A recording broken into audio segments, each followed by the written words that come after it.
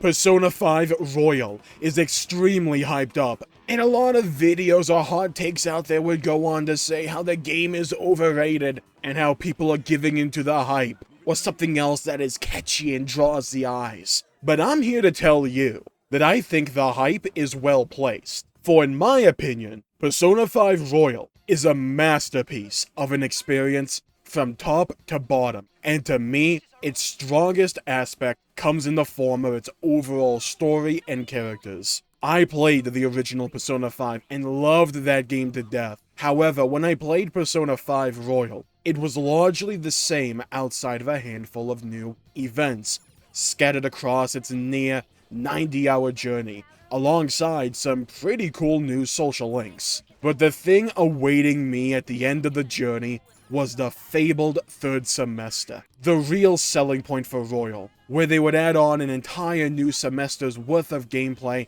at the very end of Persona 5 Royal. I was hesitant, cautious even, because one of the things I really appreciated about P5 was its pacing, and how that story largely concluded. Anything tacked onto that, at the end no less. One of my favorite endings out there couldn't possibly be anything but superfluous and filler, right? And then I got to the third semester, and it pains me how I don't have B-roll to showcase this, but when I tell you, the start of it felt a bit abrupt, well it did. And at the start it honestly kind of felt like they just tacked on some extra story as an excuse for them selling this as a full-priced game. But then I kept playing, and I played more, dug into the palace, got new party members, the story unfolded, the drama told, the music blared, and by the time the credits rolled, I was completely captivated with what I had just experienced. The third semester of Persona 5 Royal went from a piece of content I had low expectations for to what would go on to become one of my favorite sections of any game ever. To say it's brilliantly written would be an understatement. However, I find the true beauty of the third semester to lie in how the story unfolded rather than the story itself. The story of Maruki, Akechi, and Kasumi unfolded immaculately well, and added a layer of depth and characterization to those characters that propelled all three into the highest of echelons of characters for me. The palace is also arguably my favorite mechanically as well, filled wall to wall with varied puzzles and gameplay sections to keep the player on their toes, but what it did so well was to feel necessary story-wise. I can't look back to the base story of Persona 5 and not feel a sense of emptiness, as if something critical is missing, and that is the story of Akechi, Kasumi, and Maruki. How did they even do that? How do you take a story that had an engaging beginning, middle, and end, that flowed and made sense and was the perfect insular experience, and then tack on an entire new section at the end, with a few new social links strewn about, and make it feel like it was supposed to be there all along? I Believe is my favorite Persona song. I hear that song, I think about the final staircase climb, with that song blaring in the background after everything we've been put through is being put to the test in that very moment. One final effort, to quote one of my other favorite games, Halo 3. The final boss is probably my favorite boss fight in Persona, just because of how it's handled, and the story that's told. The desperation in the VO, the changing tides of battle, the culmination of a nearly 120-hour story coming to a focal point in those final punches that were thrown and words that were exchanged. The dungeon being used expertly, better than almost any other, to further the narrative and characterization of the palace holder is sheer brilliance and the perfect representation of the strength of the Persona formula, all the while capitalizing on the seeds that were sown throughout the new scenes in the base game with Royal, as well as those social links, making characters all the more endearing, engaging, and special. Persona 5 would have made a dang good argument for being in my top 10 game stories by itself. That's how much I enjoyed base P5. But with Royal, its place is not only solidified, and arguably on a different day would probably be even higher in this list than the 7th spot, but believe you me, this is one of my most treasured gaming memories that I have. Honestly, I wouldn't have been opposed to just putting the 3rd semester by itself in this spot.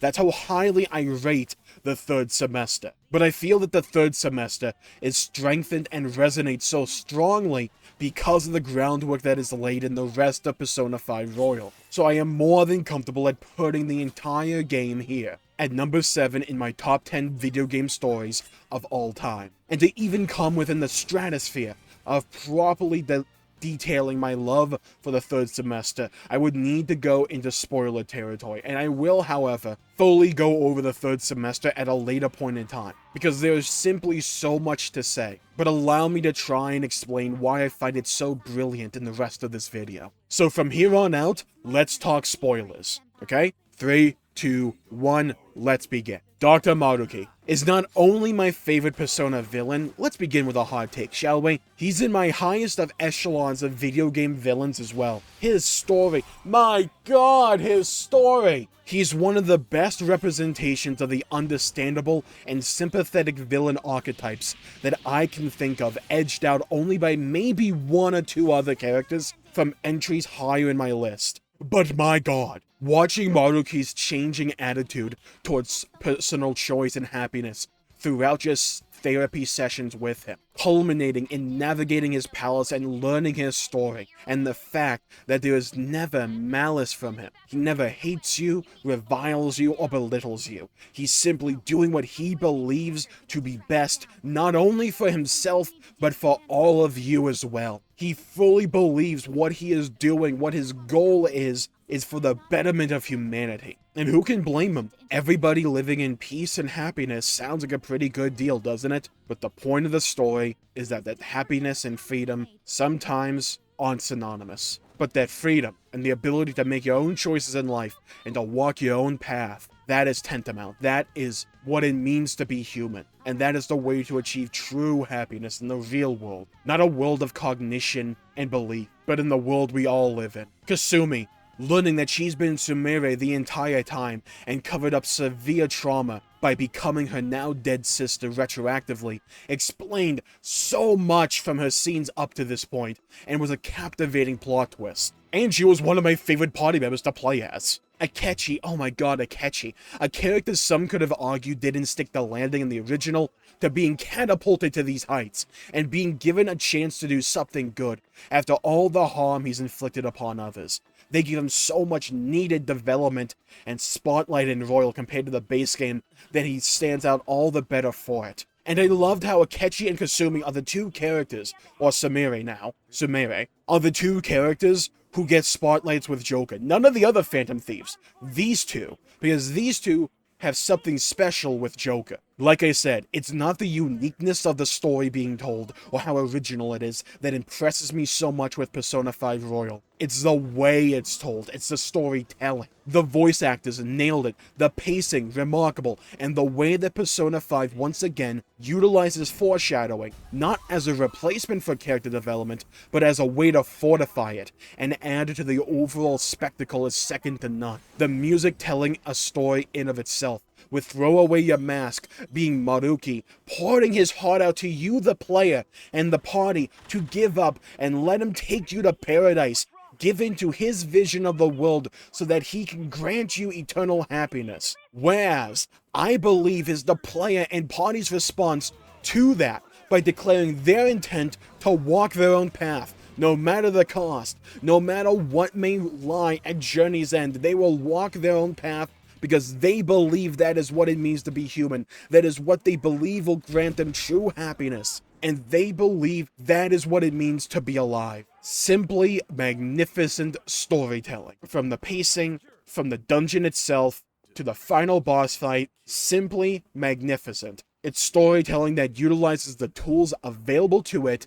and the Persona formula itself to further and tell a more compelling narrative and story and cast of characters. God, that final bare-knuckle fist fight between Joker and Maruki. End of the line, nothing but their ideals to guide each blow, not wanting to hurt each other but understanding that they both have to win for what they believe to be the betterment of humanity. And here's the thing, so many games, so many stories even, would monumentally mess up and kill Maruki here. He's the villain, kill him, blah blah blah. God, that would have been such a lazy thing to do that would completely undermine the message trying to be told here. Joker's saving him and therefore forcing Maruki to walk his own path and see things from their perspective, and then meeting up with Maruki as a taxi driver, trying to do just that, trying to walk his own path, trying that each day in and out, trying to be a better person.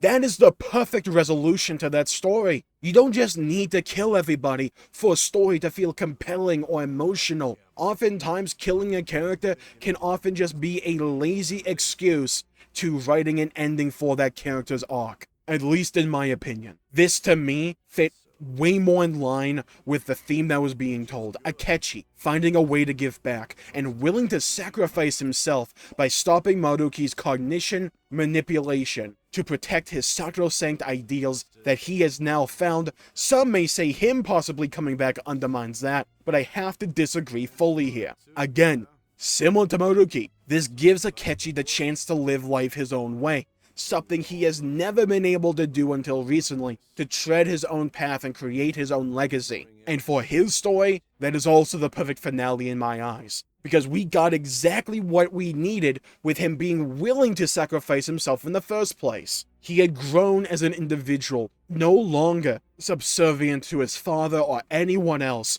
willing to walk his own path and make his own choices. And he continues to do so. That, to me, is the perfect finale in my eyes. Persona 5 Royal is my favorite Persona game, and also one of my top 10 stories ever. In a video game for a very simple reason. The third semester, for the reasons I laid out. It's such a perfect conclusion to the Persona 5 narrative in my eyes, that it's something to be hyped up, because it deserves and has earned every morsel of that hype. So I'm gonna call the video there for the day. Thank you all for tuning in. My pleasure for making the video. If you enjoyed it, please leave a like and subscribe. It really helps the channel out and helps support future content, and I greatly appreciate it. Stay safe, have a great day, go play some video games if you can, and as always, I'll see you all next time. Bye bye everybody, until we meet again.